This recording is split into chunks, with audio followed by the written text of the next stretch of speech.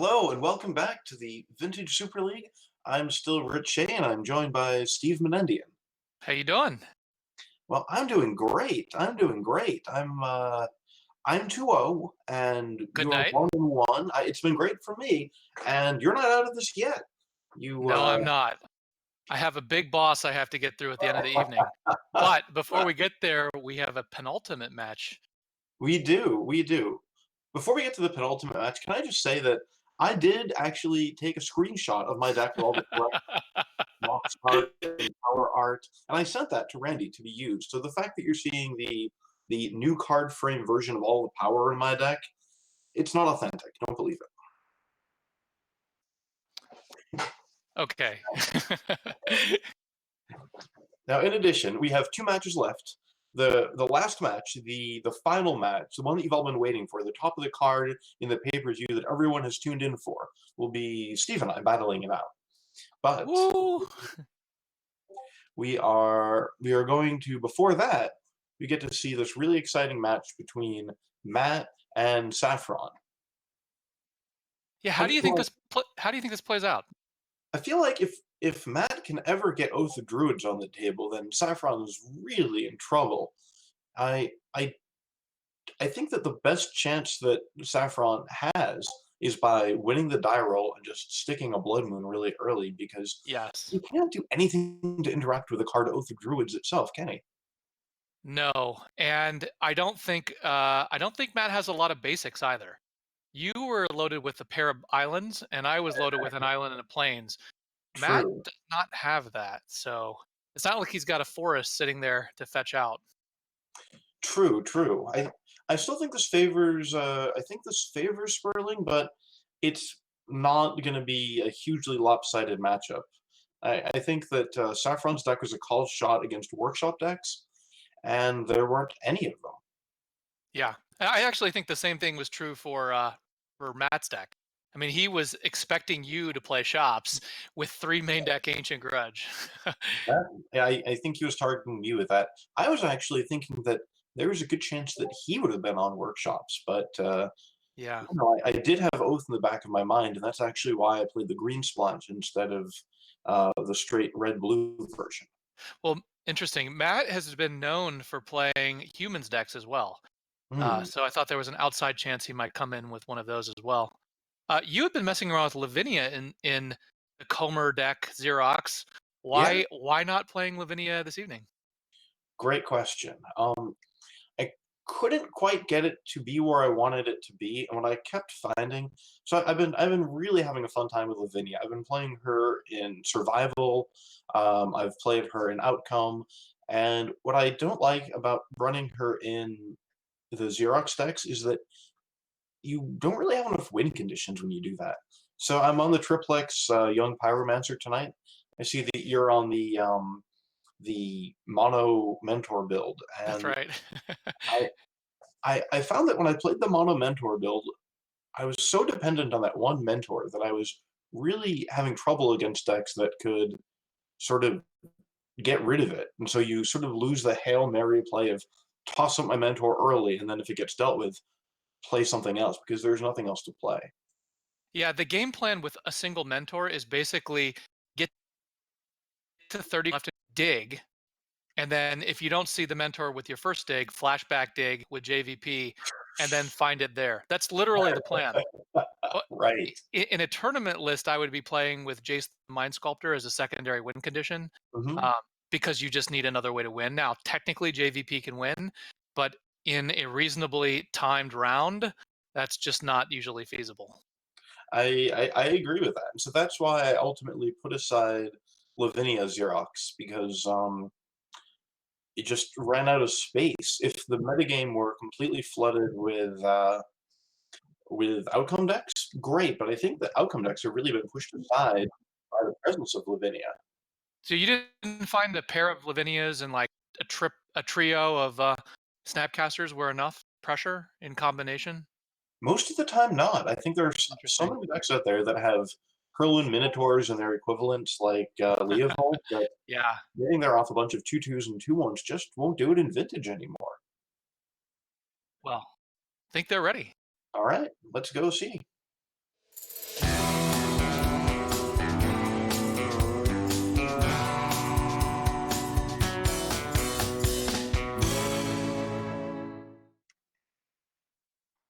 Saffron won the roll, and turn one Chalice of the Void is pretty good.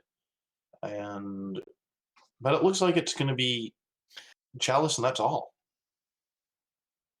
One of the little ironies here is that Chalice loses kind of half of its application range against the kind of like the deck that skips the one casting cost slot. So, You're which is absolutely right. what Matt has designed here. It does look like Saffron has won the die roll, so that will be Mhm. helpful. You're right. Now, Matt did decide to.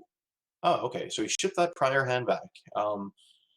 He declined to play one drops, which plays around mental misstep, and you and I are both running missteps. I think we're both in the max. Um, Oh yeah. also plays around Chalice at one. So we really haven't gotten to see Blood Moon or Magus lock anyone out this evening. No, This it gave me red mana, which was kind of nice. right. This might be our chance. Um, Matt has one of his best mocks, but Chalice is going to shut that down, shut off the Emerald, and it looks like he's not going to be able to play Blood Moon until turn 2. So Matt will be able to fetch a basic with his Tarn, Right. but he Right. might not ever be able to cast Oath. Well, no, because he can get rid of the Chalice with his Ancient Grudge. True. What's really awkward here is that this is the last of Saffron's mana, and he's going to have a hand of all three drops. So he could just brick for a while, couldn't he? Yeah, his curve is kind of awkward, right? It goes from Right. like it goes from like 3 to 4. I think there might even Oh, be a 5 in there. say, did Sperling not have access to a basic? You know what? He might not. Let me take a look. Oh man, wow. Matt just threw his mocks away. Oh geez, that's right. I'm looking at Matt's list. He does not have a main deck basic. Wow. So Wow. it is magical Christmas land for Saffron, where Matt Wow. just It's just is he it must have is it too misclicked. late to respond to the Chalice trigger by playing Ancient Grudge? Unfortunately, it is because even if you shattered it, last known information. Oh, wow, that's a huge, huge, huge thing for Matt. And of course, he draws Yeah. the least useful mocks imaginable. It provides him with Red this mana fourth for red mana. days. Right. He's already able to cast Ball Lightning. Oh, That's and right. now Saffron can play the Barbarian. Well, we get to see Seth's deck do what it does. Yeah, absolutely. It's locking up Matt Sperling, and oh man, just to taunt Matt. I To be fair, there isn't a lot he would have been able to do even with that green mox, as I agree. none of the spells in his hand at the end of that game were green. He could have flashed back the grudge, but the damage had already been done, and Saffron didn't play any other artifacts. So that game, that's a giant walking advertisement for Basic Island. This game But is just brought to one. you by the Basic Island Council. You don't need a lot of them. One will do. One will do. But you need that one. I mean, it's Blood Moon, it's Ghost Quarter.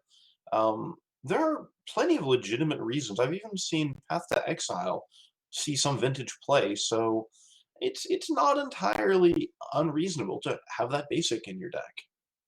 Not at all. The more controlling workshop decks occasionally do play Ghost Quarter, as you just mentioned. Yeah. It's pretty good against bizarre decks and workshop mirrors. Oh yeah, it's great in the workshop mirror. I mean, it's just as good as strip mine if your opponent doesn't have a Right. basic land to get right. So I really hope that we get to see Jaya Ballard in action. However this plays out, I just want to see Jaya Ballard do something awesome. So Jaya Ballard is from an old cycle of spells from Masks block called Spell Shapers, and the idea is that they're mercenaries. Not like mercenaries as in mercenaries from Masks block, but you essentially pay them to cast your spells for you. So Jaya Ballard has three different spells that you can pay her a card to cast. Oh yes, I'm. It's coming back to me. Right. She Right. takes a little bribe and she does some things that scale to the level of the bribe. Exactly. So you can discard a card and pay a red to get um, either half of a red blast or half of an active volcano, depending on how you want to think about it. Um, for 2 mana, she casts Incinerate minus Regeneration, or that Lightning Hammer card. And if you have, I think, 7 mana, Yeah. she casts Inferno and burninates herself in the process. But it's still awesome because she can cast Inferno for you. At least she's an honest mercenary. It does her job. It's even at the risk of self-immolation. That's true. That's true. I think that would be the coolest way for this game to end would be in a draw involving Saffron Olive infernoing everybody away. Well, for all the moon action that Saffron Olive has, we really haven't seen a lot of Magus You're right. this evening, at There least they not are. recently. Although, Now, this is kind this is a great hand.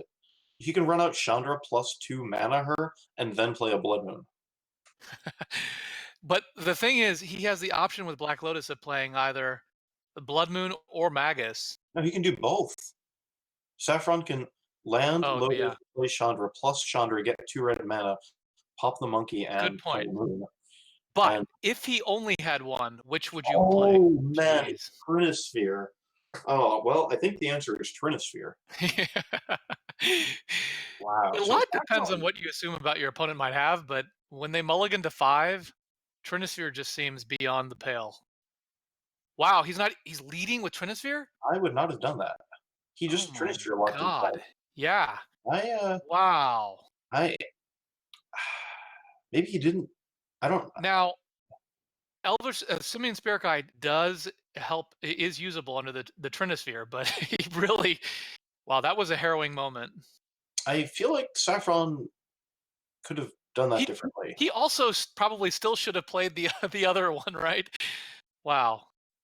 Yeah. He Huh. still needs to get the planeswalker down. He does. Okay. There. Now we can play her, Wow. and she's uncounterable. Everything curved out just beautifully this game. It did. I guess He with didn't all miss of a that. beat. Every turn he was dropping, bombs basically. He played turn 1 Trinisphere, turn 2 Blood Moon. So Matt can get rid of the Trinisphere, but he still has Blood Moon to contend with. It's worth pointing out that Blood Moon only impacts 2 of his 3 land. Yeah, technically.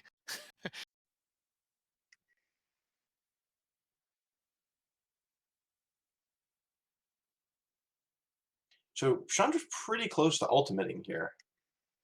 Wow.